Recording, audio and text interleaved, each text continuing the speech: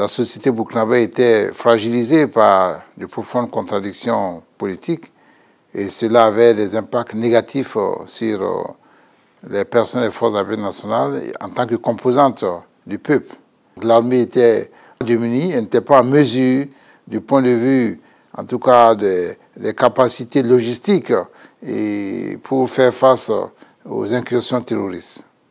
Les quelques aéronefs qui étaient là servaient essentiellement comme moyen de liaison, voilà, et moyen donc d'évacuation sanitaire en cas d'urgence. Nous avions à peine l'armement pour équiper donc même les postes de garde dans des unités à travers le pays. Et nous étions démunis en armement, en munitions. Beaucoup de personnel des unités n'étaient pas dotés individuellement en armement. Et certains connaissaient à peine les armes en dotation dans les unités d'infanterie. Et pire, nous n'avions pas assez de munitions même pour entraîner ces hommes.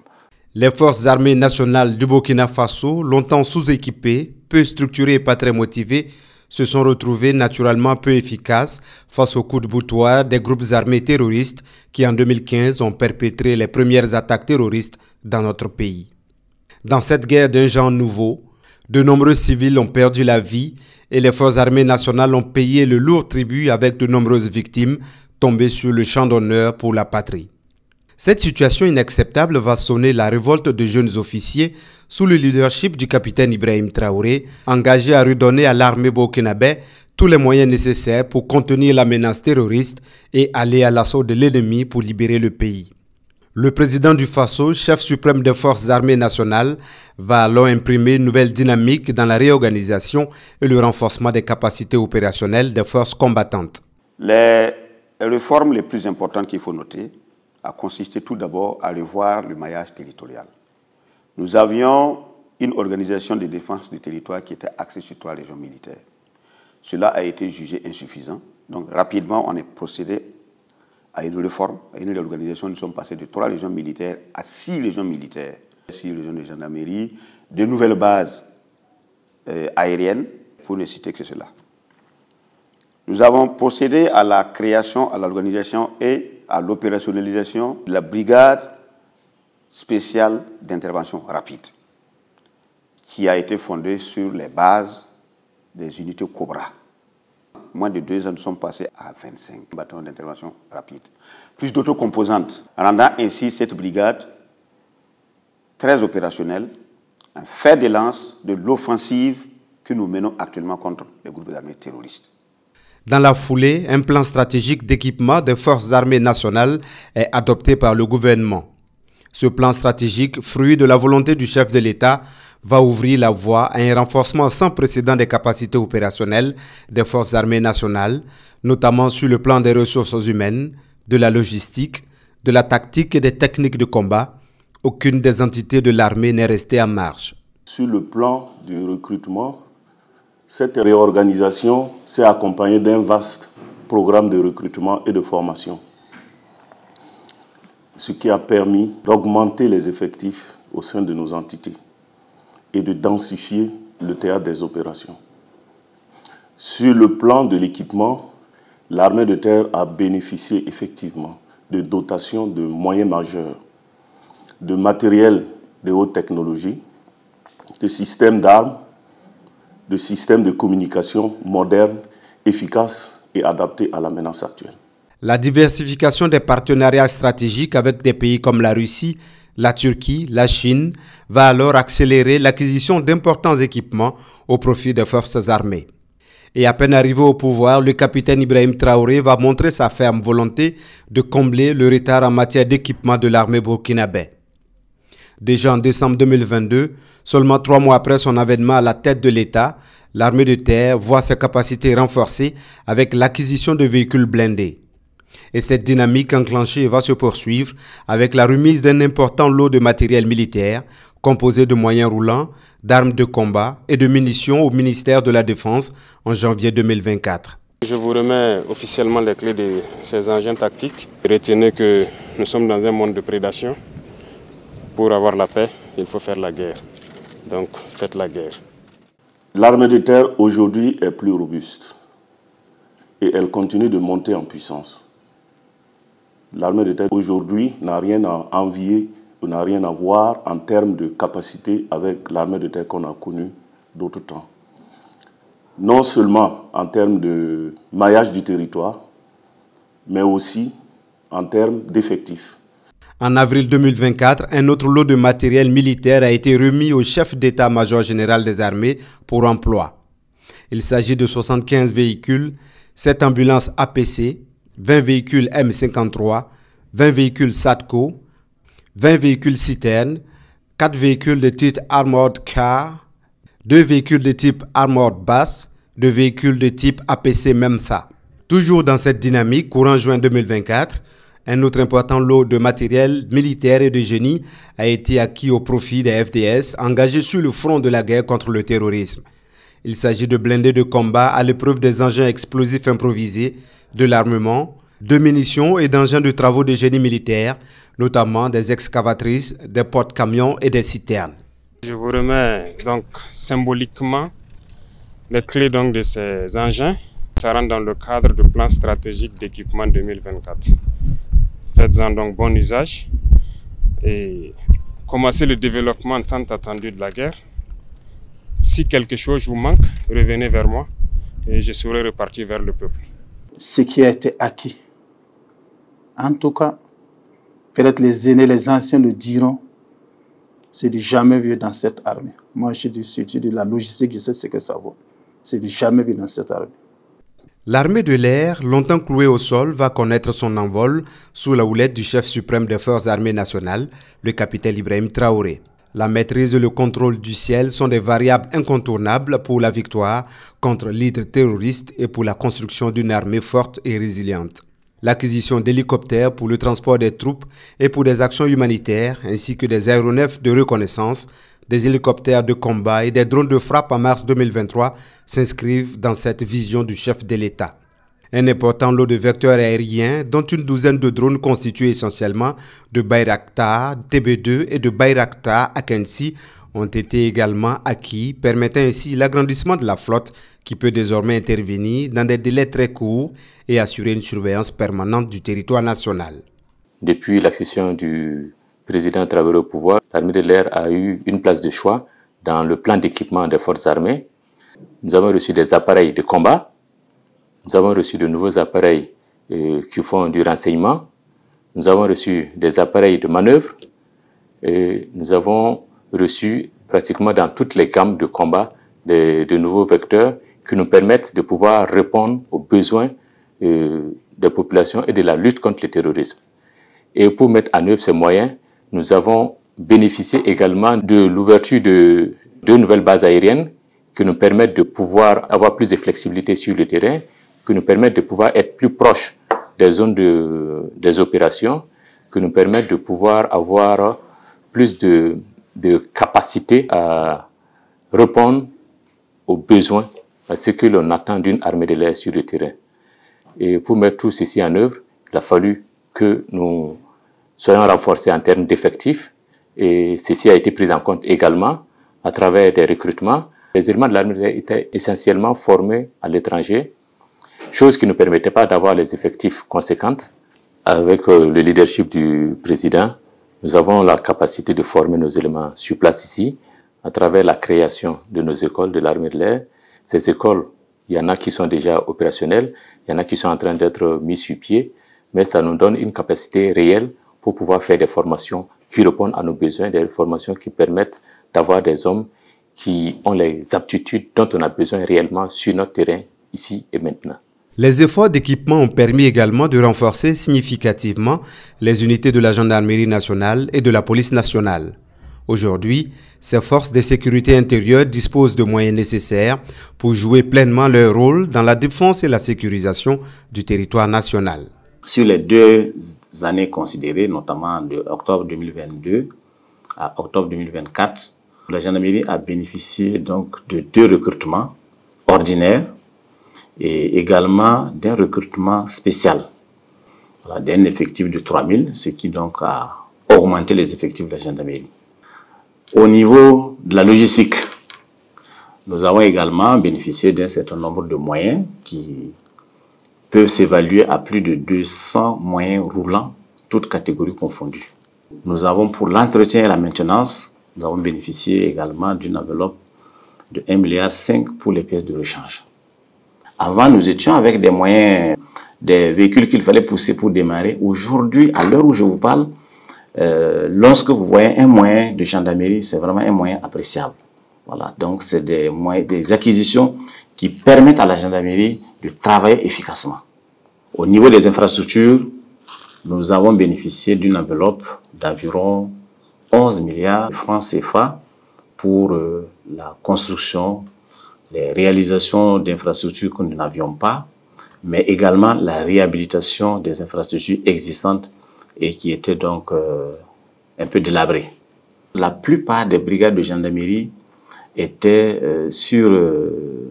construites à l'air libre et fonctionnaient à l'air libre sans clôture. Seuls les arbres pouvaient délimiter l'espace consacré aux brigades. Aujourd'hui, nous remercions les autorités pour avoir pris cela comme une priorité en procédant donc à la clôture de la quasi-totalité des brigades de gendarmerie. Dès l'appel du président, chaque policier a répondu à l'appel du devoir. Toute l'institution a répondu à l'appel de la patrie et a fait corps avec toutes les autres composantes des forces de défense et de sécurité en s'engageant sur tous les théâtres d'opération. Les résultats parlent d'eux-mêmes.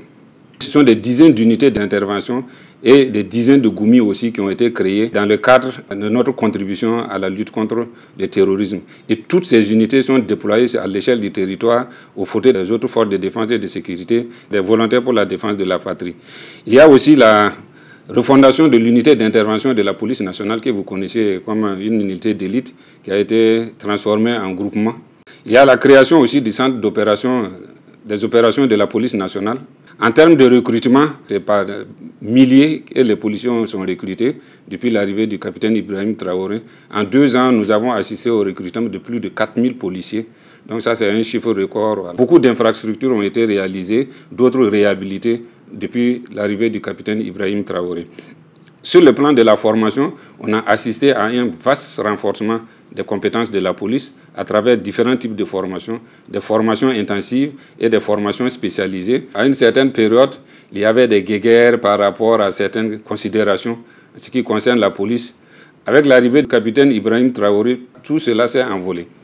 On a assisté à un renforcement, un resserrement des rangs. Les forces de police ont fait corps avec toutes les autres composantes des forces de défense et de sécurité, avec les volontaires pour la défense de la patrie. Et aujourd'hui, quand vous partez sur le terrain, vous n'arrivez pas à faire la distinction entre les différentes composantes. Les gens évoluent dans une unité d'action et c'est vraiment dans une fraternité d'armes que les choses se passent sur le terrain. Au bout de 2 ans, tout ce que la police a acquis comme logistique de la lutte contre le terrorisme, j'avoue que c'est un chiffre qui fait rêver. Il y avait cette guéguerre autour de l'armement de la police. D'aucuns pensaient que la police n'avait pas droit à un certain type d'armes. Donc les policiers étaient déployés, mais sans les moyens qu'il faut pour assurer ni leur propre défense, ni la défense des populations. Il a fallu attendre jusqu'à l'arrivée du capitaine Ibrahim Traoré pour casser tous les codes, pour que toutes ces considérations tombent. Et aujourd'hui, j'ai pu vous dire que la police nationale dispose de pratiquement toutes les catégories d'armes. Il y a eu beaucoup d'acquisitions d'armes, aussi bien les armes individuelles que les armes collectives. Il y a eu l'acquisition de nombreux équipements de protection individuelle et des équipements de protection collective. Il y a eu l'acquisition de nouveaux équipements spécifiques. Je vais parler des drones, des détecteurs d'UED. Ça, c'est des choses que nous ne connaissions pas par le passé. Il y a eu l'acquisition de nombreux et nouveaux moyens de communication, ce qui permet sur le terrain aux unités d'être suffisamment opérationnelles. Il y a eu l'acquisition aussi de blindés, je dis bien de blindés, de semi-blindés, des véhicules d'allègement, des tricycles et d'innombrables motos. Ça, c'est vraiment une révolution. C'est d'une révolution qu'il faut parler, pas de simple changement. La Brigade nationale des sapeurs-pompiers, la BNSP, va également se renforcer et s'organiser pour apporter sa contribution à la reconquête du territoire. Les unités de combat des sapeurs-pompiers ont alors troqué leurs tuniques caractéristiques pour s'engager aux côtés des autres corps de l'armée afin de lutter contre l'hydre terroriste incarnant son slogan « Sauver ou périr au nom de la nation ». Depuis donc la crise que vit notre pays, les unités de la Brigade nationale de sapeurs-pompiers ont contribué dans des partie du territoire au retour de la paix et à la reconquête de certaines localités. Les moyens dont bénéficie la Brigade nationale de sapeurs-pompiers sont ceux dont bénéficient les forces armées nationales en général. Et donc tous nos personnels qui sont engagés sur le théâtre des opérations, qu'ils soient en unité constituée 100% personnel brigade ou au sein des autres structures des unités combattantes, bénéficient du soutien et de l'appui des services pourvoyeurs des forces armées nationales. Il faut reconnaître clairement qu'il y a eu un bond significatif en termes de capacité d'intervention d'une part, mais également capacité en ressources humaines.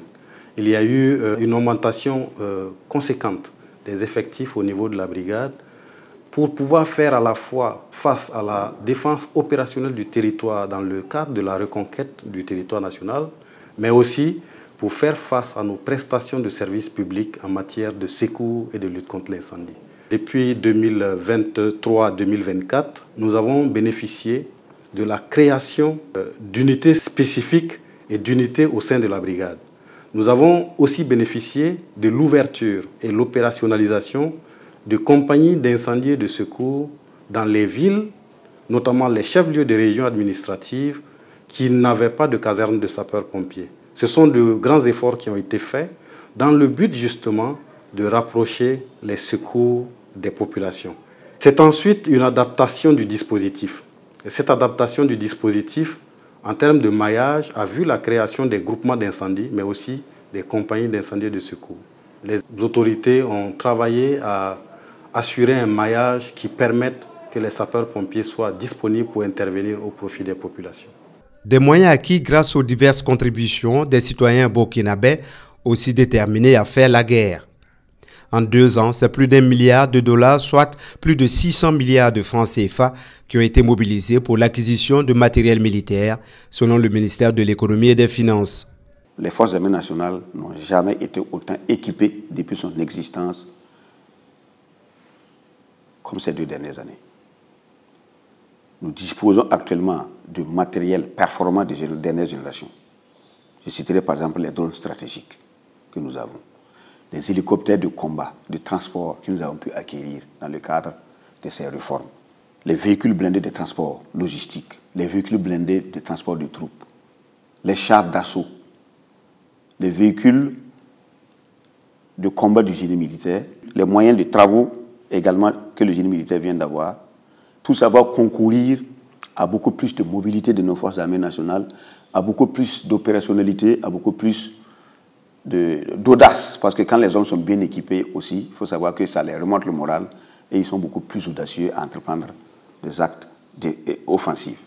Outre l'acquisition des équipements au profit de l'armée, le chef de l'État a enclenché un vaste programme de réorganisation des forces armées nationales. Il faut mailler le territoire pour plus de réactivité et d'efficacité sur le terrain. Le premier défi de cette réorganisation est le renforcement des différentes unités de l'armée en ressources humaines. Un recrutement sans précédent est alors lancé au profit de toutes les entités de l'armée. Nos pays étaient sous perfusion. Les programmes d'ajustement structurel, où quand on regarde ça, les recrutements étaient vraiment à minima. Quand on dit qu'on recrute pour toute l'armée en une année 1000 personnes, souvent c'était compliqué. Souvent ça descendait à 500. Sans compter les départs en retraite. Au niveau des différentes armées, on a procédé aussi à une augmentation considérable des recrutements. Si en une année, on arrive à faire un recrutement de 10 000 soldats, c'est à saluer. Nous avons des challenges que nous sommes en train d'entreprendre pour essayer de mieux former ce personnel, de mieux encadrer ce personnel pour faire face à tout ce qui se posera en nous en termes d'opération ou en termes d'action à mener sur le terrain. Le renforcement des ressources humaines, le renforcement de l'équipement sont des facteurs très très importants. C'est ce que nous appelons le moral du soldat. Ces équipements et ce renforcement en personnel a dopé nos hommes. Et grâce à cela, nous avons pu nous lancer dans la reconquête du territoire. Nous avons réussi à libérer certaines zones de notre pays. Nous avons permis le retour de beaucoup de PDI qui étaient déplacés, qui ont rejoint leur localité d'origine et qui ont même réussi cette année à produire et à cultiver. Nous avons réussi à ouvrir plus d'1 millier d'écoles qui étaient fermées. Donc, toutes ces victoires et toute cette reconquête sont à reverser à l'effort qui a été consenti par le peuple burkinabé en acceptant, investir, contribuer à l'effort de guerre pour que tous ces équipements-là et tous ces recrutements de VDP puissent avoir lieu. L'engagement massif des Burkinabés, plus de 90 000 dans les rangs des volontaires pour la défense de la patrie aux côtés des forces de défense et de sécurité, s'inscrit dans la vision d'une armée résolue à faire des volontaires des alliés sûrs pour la défense de la patrie. Et les VDP mènent vaillamment le combat aux côtés de leurs frères d'armes. Il faut rappeler que les conditions de vie et de prise en charge des VDP ont connu une certaine amélioration depuis janvier 2024 et sous la vision éclairée de son Excellence. Et les primes d'opération des VDP sont passées de 60 000 à 80 000 francs. Et cela, même si c'est insuffisant, permet aux VDP de pouvoir continuer à combattre sur le terrain et rehausser aussi leur morale. Aucun VDP ne passe sur les théâtres des opérations sans son arme et les équipements adéquats dont il a besoin pour pouvoir mener à bien la lutte contre le terrorisme. Une autre décision importante prise par le capitaine Ibrahim Traoré, c'est la renaissance du Centre national d'entraînement commando SENEC.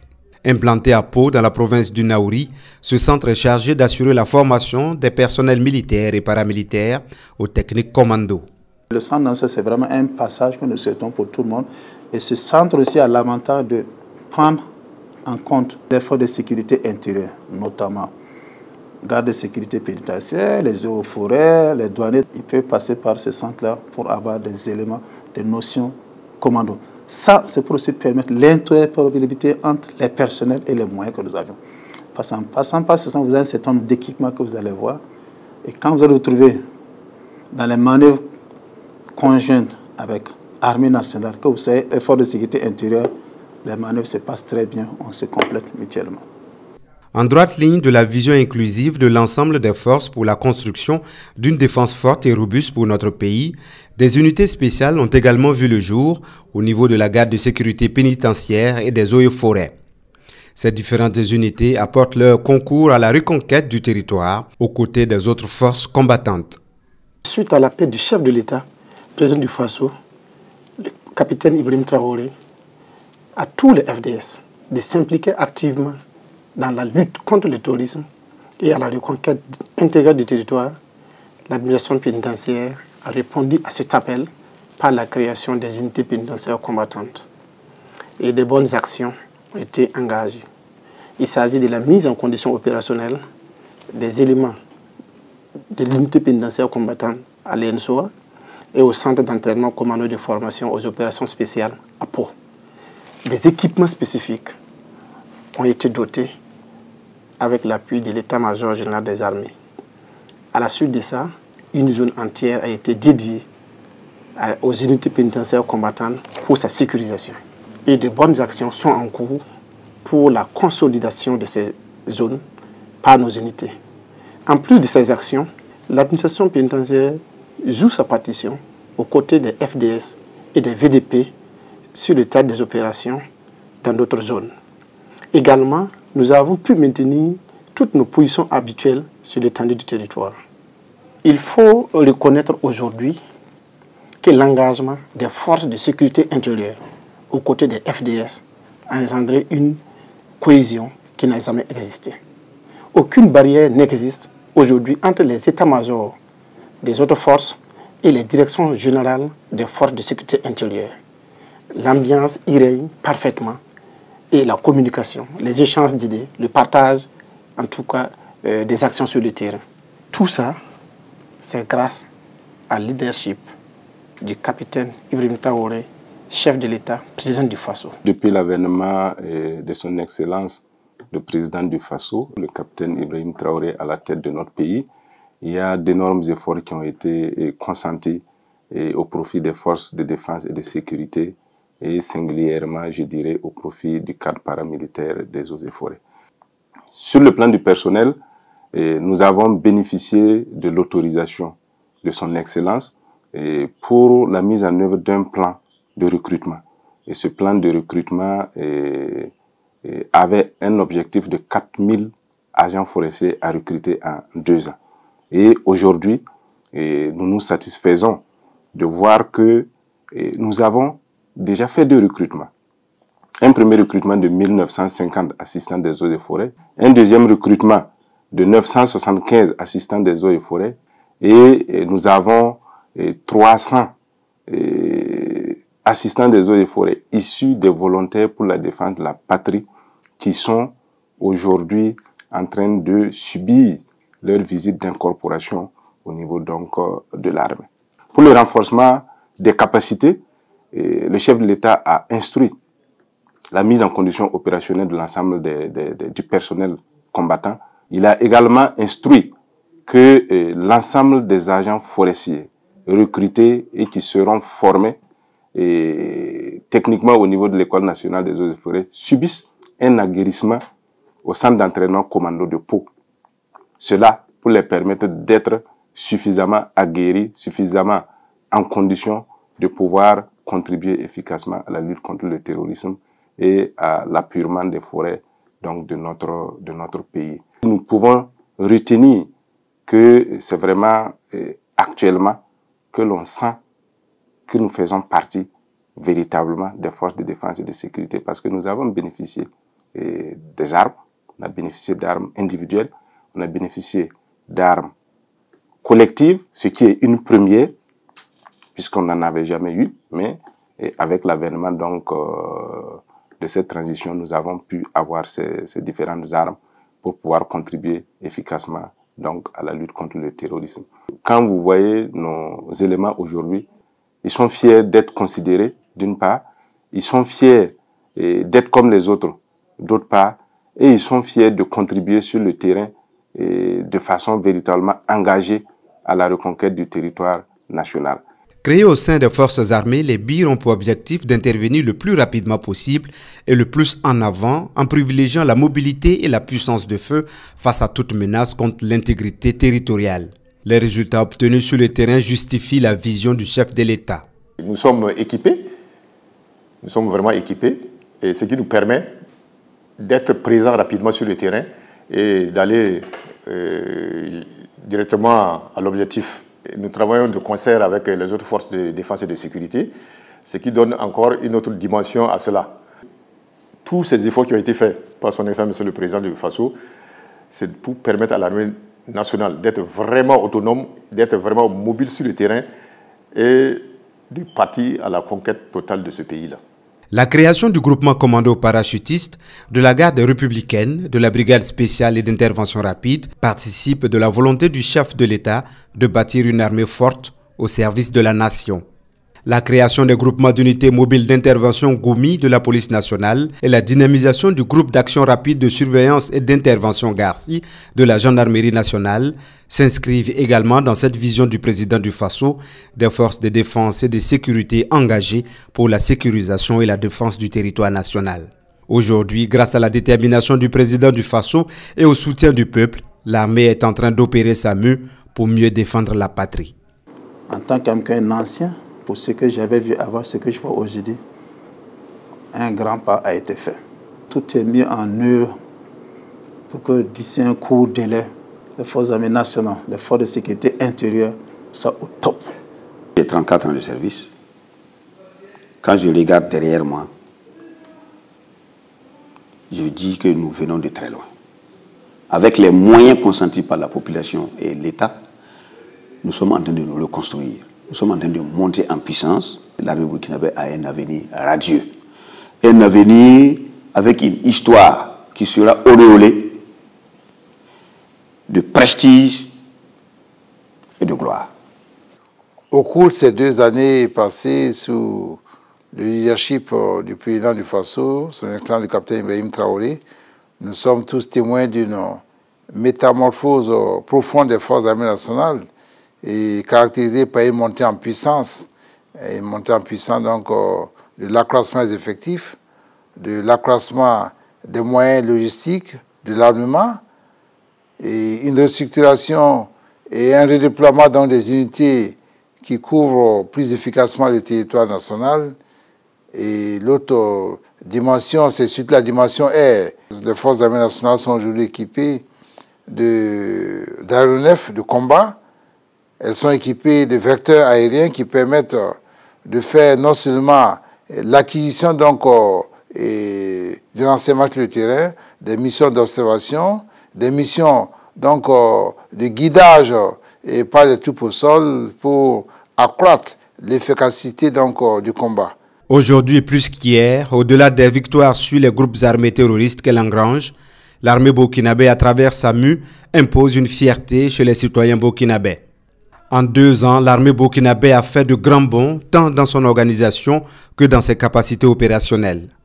Convaincu que la force et la souveraineté d'une nation sont liées également à la puissance de son armée, le capitaine Ibrahim Traoré a inscrit son action dans un processus de renforcement continu des capacités opérationnelles des forces armées nationales. Aujourd'hui, l'armée est beaucoup plus équipée qu'elle ne l'a jamais été, mais nous disons encore ça, ce n'est rien. L'équipement va venir 10 fois, beaucoup de fois plus performant que ce que nous avons.